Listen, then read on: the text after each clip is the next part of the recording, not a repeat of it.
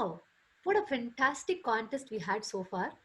I think it's an overload of inspiration by all our contestants who did a phenomenal job with their speeches today. What are we waiting for? I think the cherry in the cake of today's contest is going to be something that we all are waiting for right now. What better thing can happen but if all these ISC contestants are delivering the speeches with an audience who is someone who is extremely special, let me just give you some highlights about this person. Someone who is a TEDx speaker for 5 times, someone who is also excelled in the leadership journey, who has been a division director in District 79, someone who is a member of 3 Toastmasters Club, and someone who put the World Championship audience who came to visit or see the contest in the year 2015 and put the stage on fire, and someone who is none other than the person who is the world champion of public speaking of the year 2015. Ladies and gentlemen, all the Toastmasters, please put your hands together. And Division J is extremely proud and privileged to have distinguished Toastmaster Mohammed Qahtani with us today, who is going to spend the next 10 to 15 minutes in delivering a speech on the topic called the race.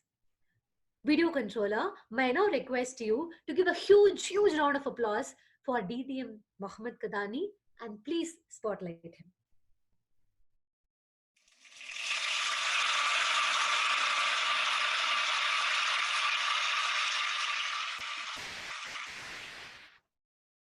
Ladies and gentlemen, good afternoon. Can you all hear me? Just give me a sign. Great. Let me start by asking you this question. Are you proud of yourself? Now, if the answer is yes, I have a follow-up question. Why? Why are you proud of yourself? Now, that could be a little bit harder to answer. Because yes, we are proud of ourselves, but we don't really know why we are sometimes. When I was in elementary school, when I was like 7 or 8 years old, I used to be the best student in the class. #1, always the top. And that was the case throughout my elementary school and my middle school. I gotten so used to it. I'm always #1. But all of that changed when I got into high school. Because in high school, I met my worst enemy. His name is Tariq. Now, let me give you a little bit about Tariq. Tariq was exactly the opposite of who I am. I was the shy, isolated student who sits in the back of the class that nobody notices. But Tariq, on the other hand, he's popular. He clicks with everybody. Everybody loved him. Tariq was a handsome young little boy. Me, on the other hand, well, you can see. But it all came crashing down after the first month of school in high school. You see, we have this custom where the teacher, at the end of the first month exams, they would hang on the wall the list of the top 10 students, kind of a motivation for the rest of the class.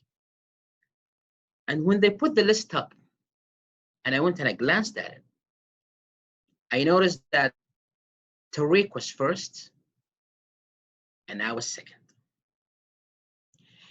Ladies and gentlemen, have you ever hated someone for no reason? Yes, I hated his guts. And I thought to myself, I need to do whatever it takes to take his place. I need to beat this guy, whatever it takes. So the next month, I worked extra hard. I did some out of the curriculum exercises and whatever, just so I can get enough credit so I can beat this guy. And at the end of the next month, the list on the wall again. Tariq is first, I was second. You know what else bugged me about it? He wasn't even trying. Have you ever had that kind of student who just walked into class without studying and all of a sudden, boom, he gets all the grades? That was him. Guys, I wanted to kill him. I wanted this guy dead. Why does he get to win this race? Month after month, Tariq is always first, I'm always second. 3 years of high school, and I was always second place. We finished high school and we started applying for college. Now, ever since I was a child, I've always wanted to become a doctor. I love medicine and I wanted to really help people. So I did an application for a medical school and I got in, I got accepted. He applied for the same college in some other field and he got accepted as well. You see, I came from a small, tiny little town in the south side of Saudi Arabia called Abha. But then my dad came up to me and he said, you know what, there is this scholarship program and you get to study in the United States. However, you can only study engineering. What do you think? Doing my dream, pursuing medicine and become a doctor, but I'll be stuck in this tiny little town. Or I can go and study abroad and beat him while he gets stuck in this tiny little town.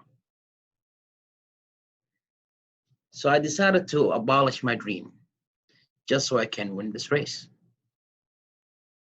I went to the United States for 4 years. I finished my engineering degree, came back, and I got a job in an oil company. The pay is very good. Everything's okay. But in the back of my mind, I kept on thinking, how did Turkey do? Now, I can't call him because I don't have his phone number and, we're enemies. So I called some of my high school friends and I was chatting with them. Hey guys, how you doing? It's been a very long time. Yeah, how are you? Everything is great. By the way, how's Turkey doing?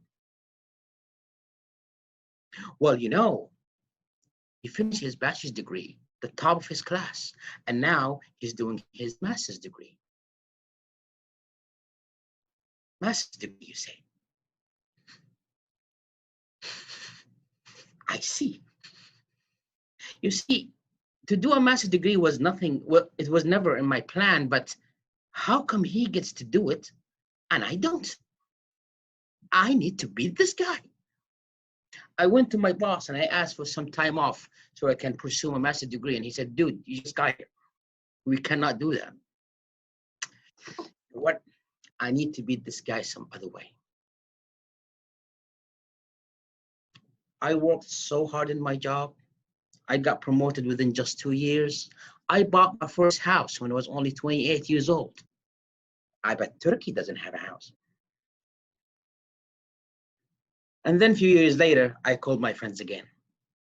Guys, how you doing? Oh, everything is great. How are you? I'm blessed, thank God. By the way, how Turkey's doing? Well, he finished his master's degree and now he's doing his PhD. PhD, you say? I see. Why does this guy get to win and I don't? You know what? I still need to beat him. I joined Toastmasters and I became the world champion of public speaking. My face is all over YouTube. People from all over the world know who I am. I bet nobody knows him. Yes, you know what? I think I'm probably winning this race.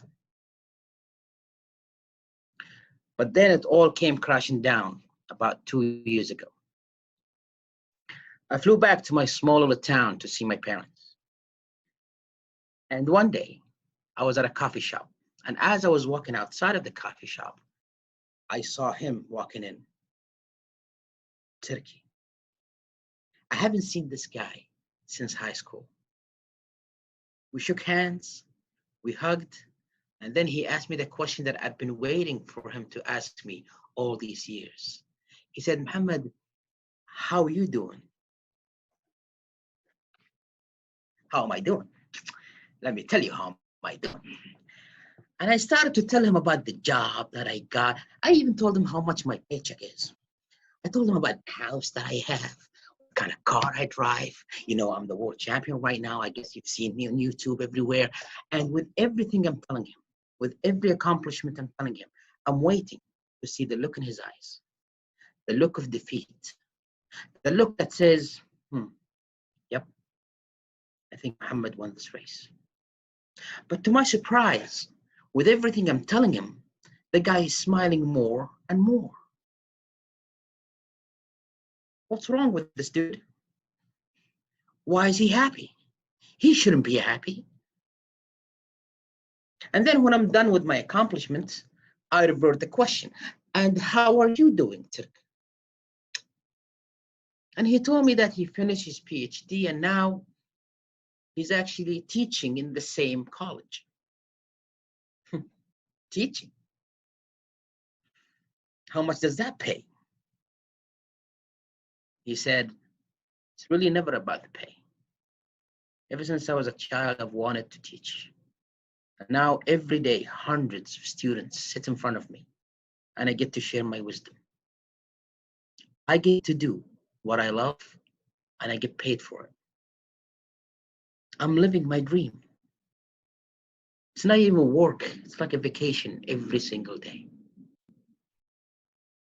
And that's when I realized, oh my God, he still won the race again.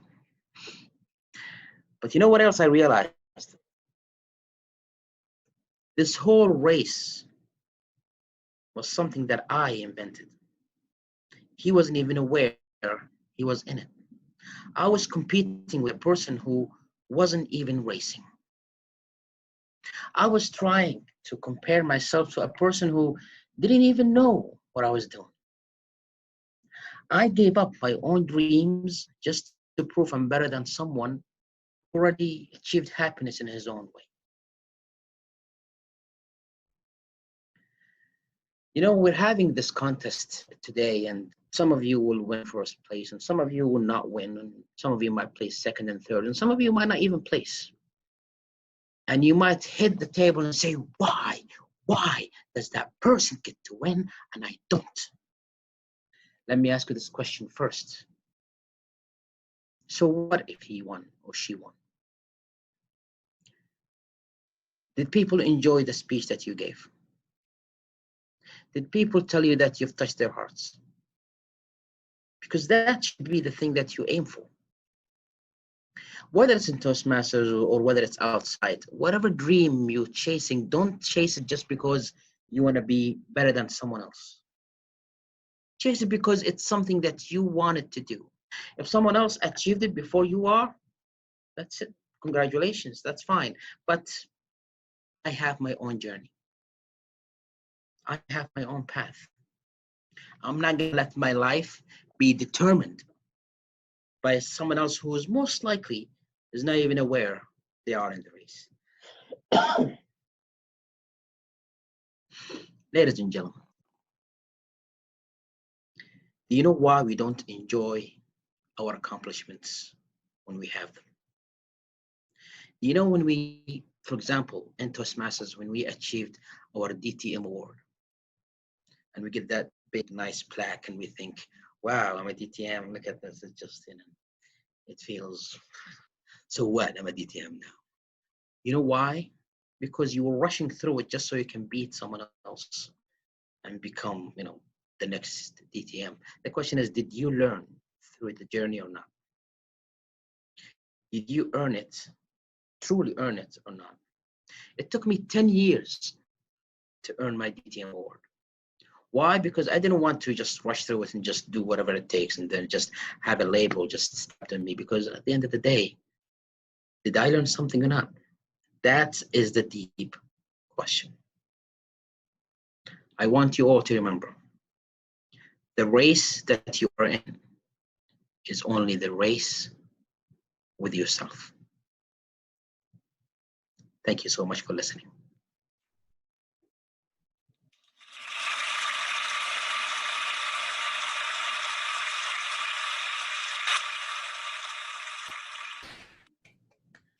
Wow, wow, and wow. Thank you so much, DTM Mohammed Qahtani, for such an inspirational speech. I remember when I had the first conversation with you, you're such a modest person. When I just got you on the call, I could not even believe that I'm talking to the ex-world champion. And I just asked you, do you really want to give a speech, or you want to share your experience, or you want to share a message? And I remember what you said. You said, I will do it. I'll just give a speech. And I just spoke to you for 5 to 10 minutes, explaining you what we want you to do and how excited we are to have you. And today, I think I really understand the way that you used your last 7 to 10 minutes in giving us a speech, in giving us a message, and sharing your life experience. I think it was fantastic. And thank you so much for being with us. We just want you to spend another 10 minutes with us in terms of answering if there is any question with our members who have joined us today. Sure, absolutely. Thank you. And I just request our members, if anybody has got a question, controller, please enable them to raise their hands, and then you can unmute them to have them ask the question to our guest of honor today.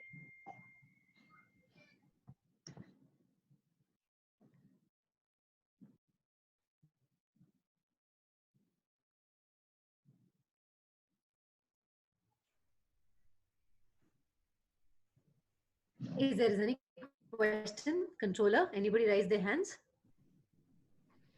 Yes, I unmuted, Minesh. Hello, good afternoon, everyone. About what the question is. I have a question to. Sorry.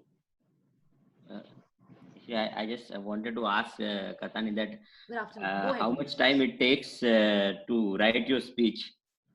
Actually, you put so much emotions, and while you were talking about don't tell anyone that I wanted to kill that Qahtani, you like you were looking to two sides, so you add so much expressions, and your speech was so much flawless.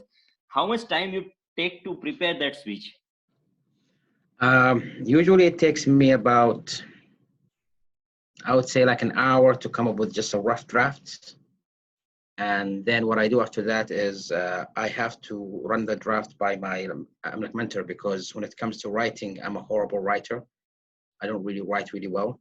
So I run it by mentor, but by mentor, so they can go through it and see if there's any statement or sentence that could be changed or could be said in a much better way. And then I take this speech and I read it from 5 to 10 times. I mean, just reading it. And then I toss the paper away. I don't stick to the words that I wrote, but when you read it more than once, the flow will be in your mind. And then when you are just giving the speech, every time it's not going to come exactly the same way as it came before, but you living the speech rather than, just saying the words as it was written. So you just prepare a scenario and then you go through that scenarios. You don't No, stick but to the script. but you have to write it down first. Write it, read it, and then throw it away. Don't say, well, I have points, or, and then just go through it, because you will get lost halfway through and your audience will feel like, you actually lost your place. I would recommend that you, even when you write it, don't write it with a computer, write it with your hand, because writing it with your hand will make the idea stick in your mind a lot more. And read it 5-10 times, then toss the paper away. Now you're actually ready to actually give this. Thank you. Thanks a lot. Thank you. Thank you, Manish. Thank you so much, Manish and DTM Qahtani, for the answer. Can I just request the video controller to unmute DTM Mukta? She has raised her hands. Mukta. So, Mohammed, thank you for being with us today. My question to you is every story about you personally, about your family, about your friends? Is every story about you? Or do you ever tell a story about somebody else? I do tell stories about other people. I mean, honestly, when you tell stories about yourself, and if you do it a lot, people might have the idea that you're trying to show off, or you're trying to, brag about yourself. However, I find out sometimes that when you're telling a story, if the story happened to someone else, it's better that you are the observer of the story. For example, you're telling a story about a friend of yours. So it's not about you, but it's about a friend of yours, but you are the one who's observing the story. I did, however, sometimes tell stories that I find the story so fascinating, and I think people could learn something from it. But I make the story as if it happens to a friend of mine. And a good example of that is when I gave the power of words and I told the story of Nasser. I honestly didn't have a friend killed Nasser, but the story is true. It was told to me by a friend of mine, and his friend, his name is Nasser, actually just killed himself because of a drug overdose or whatever. But if I was on stage and I said, you know what, a friend of mine told me a story that happened to, okay, now it loses a bit of the like a drama in it. So I made the story sounds like it happened to me, even though it did not, just for a dramatic effect. Thank you. Good to see Thank you, you. Mukhtar. It's always good to see you, dear. Thank you. The next person who we are going to unmute is Toastmaster Path. Hello, Hello, and Parth. thank you. Thank you for joining us. My question here is, what was your journey after you won the title? So was there any kind of change in your preparation, or this is the one thing, and the second thing is, what would be the source of material? Yes, you explained it, you picked up the story from your friend, but other than that, what are the different sources you use into your speech? Like Well, examples, all right. emotions. To answer the first question, what has changed in my life is I would say that it has been a lot more challenging in terms of speaking. You see, up until I won, I only did 5 to 7 minute speeches in Toastmasters. I've never done anything longer than that. But now, when you win, people expect you to give an hour-long keynote. And how can you keep an audience engaged for a full hour? That's a really big challenge. And that's, for me, I think, is where the growth happened. I invest a lot more time now in terms of writing, in terms of rehearsing, because I try as much as possible not to have any part of my speech boring or people lose interest. And that's not really something easy. Now, in terms of topics, I would advise you to do this if you want to have topics for your next speeches. Attend as many Toastmasters meetings as possible and answer as many table topic questions as possible.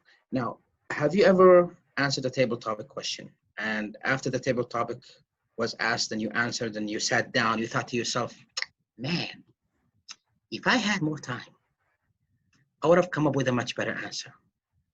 Well, guess Yeah. what? Your much better answer could be your next speech, because that question intrigued you so much that you wanted to speak more about it. So once a question intrigues you a lot, that could be, the light bulb that pops up and makes you write your next speech. Thank you so much. Yeah. Thank you.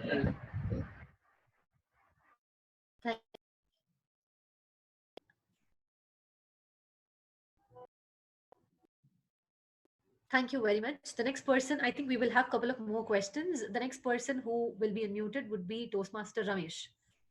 Ah, Hi, Qahtani. This is inspiring Hello, to see you. hello, Ramesh. How are you? Good to see you. Fine, fine. Thank you. And I just would like to ask you the question that what is the transformational journey you had? I could able to understand that you have transformed yourself, and then we are also to be transformed ourselves. But being a 10 years Toastmasters of yourself and the international best speaker, what the changes you could see and what the changes you would like to see in yourself? First question. And then most of the people will be inspired by you, by a distinguished Toastmaster, international public speaker contest winner. And then are you inspired by? And these are the two questions I would like to ask, because I could not Right. know that. Yeah, thank you. In terms of transformation, I think the best thing that you can get out of Toastmasters is not you becoming a better speaker or you becoming a better leader. I think it's you boosting your self-confidence. They always say that speaking in front of people is one of the most things that people are terrified from. Mhm. Now, if you can do that, there is a thought which goes into your mind that says, if I can do this, then I probably can do anything. And that's actually what makes your self-confidence boost up. It helps you even when you are around people. Have you ever noticed before you joined Toastmasters and now after, even when you are having a conversation with a person, you carry yourself much better, even though it's not speaking on stage, but you carry yourself much better around people. So that, for me, is the best thing that you can get out of Toastmasters, is boosting your, to boost your, self-confidence. Now, what I would like to see for myself, or what I would like to improve on, is um, one of the biggest weaknesses that I have is I'm not really into social media much. Uh, and I know with this day and age, to have a really strong social media presence is kind of one of the keys to being a successful speaker or a successful, entrepreneur. But I find it really hard for me to spend a lot of time on Instagram or Snapchat or like Facebook. That's not who I am. But a lot of people say, dude, we cannot find you online. I said, yeah, because I'm not. I'm not really online, or all the time, but I really want to work on that, because a lot of people, when they want you to speak at their events, they don't want you to speak because of what you have. They want you to speak of who you are. They know that you're spoken everywhere and you have this fancy title, so they invite you in. So fame is the key that gets you through the door. It's what allows you to spread the message that hopefully people would need to actually to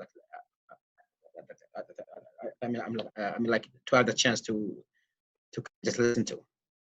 So it's not like I want to be famous, but it's kind of like a key ingredient for people to keep inviting you in, and that would help you to spread the message and hopefully make the world a better place. How the second question is, whom are you inspired by? Whom Who do am I you want to inspired take? by? Actually, a lot of people have, have changed me into the person. A lot of people from my own the district, and one person is here. Toastmasters Mukta. We've met back in District 79, and she was my role model in terms of leadership. I do remember she was a division director in our district, and during her reign, she was in charge of the biggest division in the entire district, and she was able to achieve the highest award. And a person who actually put that much work into Toastmasters, even though they're getting no pay out of it, they're getting nothing out of it. Yeah, It shows and that those are the real heroes that we should follow. So thank you, Mukta. Yeah, thank you very much. And don't you want to monetize your passion? Ramesh, Sorry, thank you very much. thank you. Well, I'm getting there, hopefully.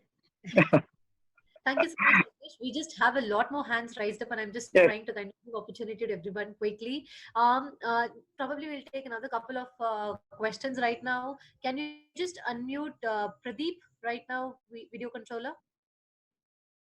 Hello, Mr. Qahtani. Can you hear me? Yes, I can hear you, sir. Okay, this is Pradeep from MTM, Mumbai. Hi. Hello. Yes, I can hear you. Go ahead.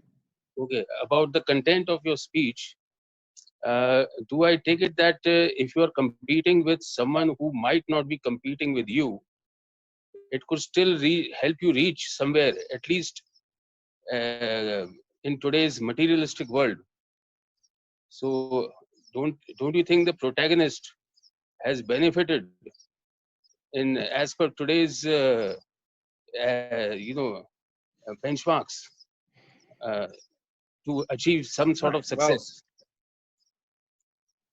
Well, okay, so it actually depends on what's your definition of success. If your definition of success is winning, the world championship of public speaking, take it from a person who actually made it and won. Honestly, guys, it's not as glamorous as you think it is. People only know you within the Toastmaster fraternity, and that's it. And actually, within a few years, nobody's gonna know who you are. I do remember 2 years ago or 3 years ago, I was invited to speak in a district conference in New Zealand. And while I was there at the conference venue, I asked him, I said, what happened to the 1998 world champion? I think his name is David Nottage. He's from New Zealand. And I asked, whatever happened to him? And they said, who? I said, David Nottage, the 1998 world champion. Nobody knew except this old guy who I said in there. I said, yeah, Mr. Nottage, he actually lives across the street. Imagine a world champion who lives just across the street from where the venue. And I said, wait a minute, you have a world champion who lives across the street and you flew me away from half the world? Why? And you know what they said? They said, well, he's old news. And that's when it hits me that one day too, I will become old news and nobody will even know who I am. Honestly, guys, to win the world championship of public speaking, there is no glamour behind it. In terms of even success and like business, there is no business behind it unless you work extra hard and make something aside from from the whole like Toastmasters community. It does not add anything to you. So if you're competing just to win this title, let me tell you, at the end of the day, it's just a name and it will fade away. The question is, whatever you said, did it touch people's life or not? If it didn't, then I'm sorry, you're wasting your time. I get it. Thank you. Wow, that is so deep. That is so deep, Mohammed. Thank you. Thank you so much. We just have a couple of more hands raised. I would Sure. now request the video controller to unmute Rahul Dubey. Hello, Qahtani sir. I Hi, guess how are you, Rob? absolutely good. How are you, sir? Good. So your recent answer actually laid the foundation for my question, which I was about to ask. Why does a public speaking champion who has won a championship, let's say in 90s or 2000 or 2010 or 2015, why they don't compete again? Is it the fear of losing next time, or what do you think? Why don't they, once they become a public champion, why don't they compete again? Or do you have some such plan to compete again? Well, in the rule book, if you win the world championship, you're not allowed to compete anymore. So this is written in the rule book of Toastmasters. If you win the world championship, you're not allowed to enter the contest anymore. And I think honestly, it's fair. Why? Because when you compete in speaking, if you win or lose, you win or lose based on people's opinion, which is the judges. Now imagine if you are competing against me, and I'm the world champion, right? And your speech is better than mine. But as soon as I took the stage, the judges like, oh my God, he's the world champion. Even if my speech sucks, I might still win just because people think, oh, well, he's a world champion, he should win. And that's why it's actually unfair. So I do agree. If you win the championship, you should not be competing anymore. And Toastmasters make sure that once you win, you're out of the competition, like for life. So. Okay, thank you so much, Qahtani, for that answer. We just have three more questions quickly. The next person, controller, please unmute Navneet Srivatsava.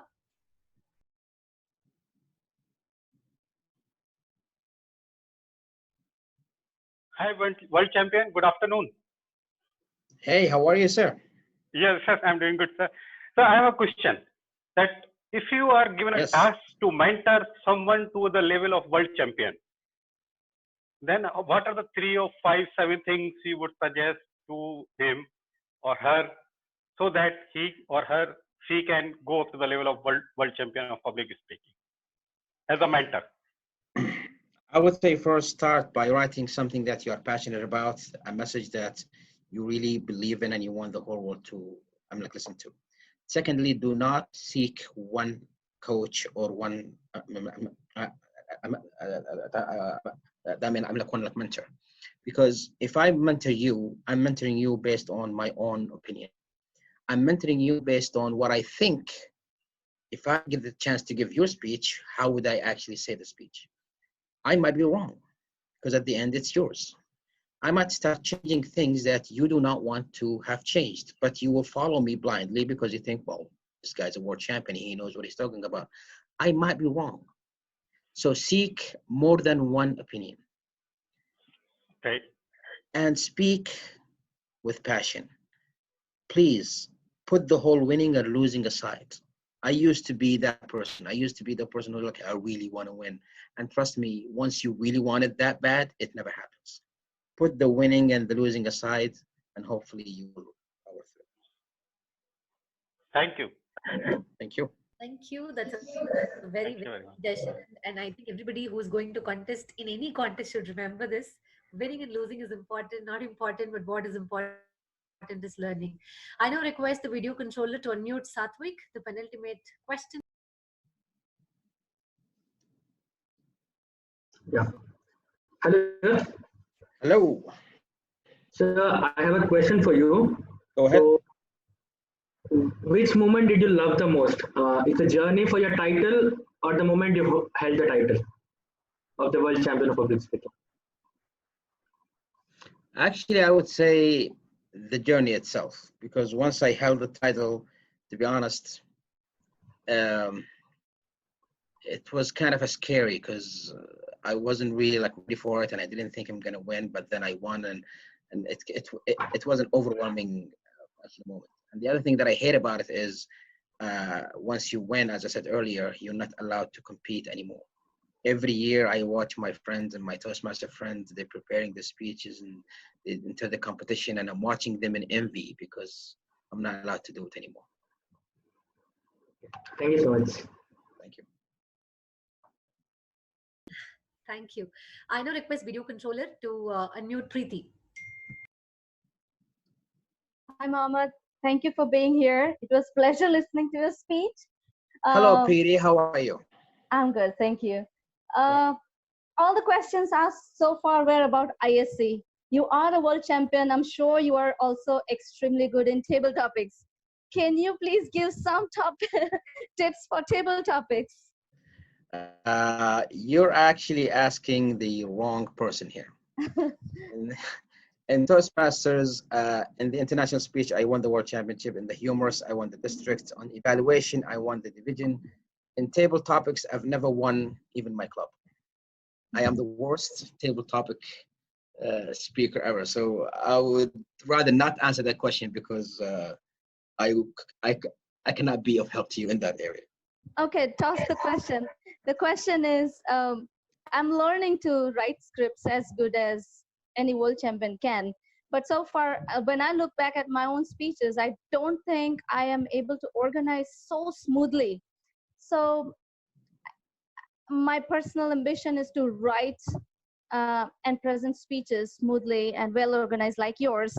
So do you take some time out to mentor amateurs like us, like me? Well, when it comes to like mentoring, and I think a lot of people will actually tell you that I could okay, I don't say no to like anybody. Okay. And anybody who wants help from me, I'll be more than happy to help.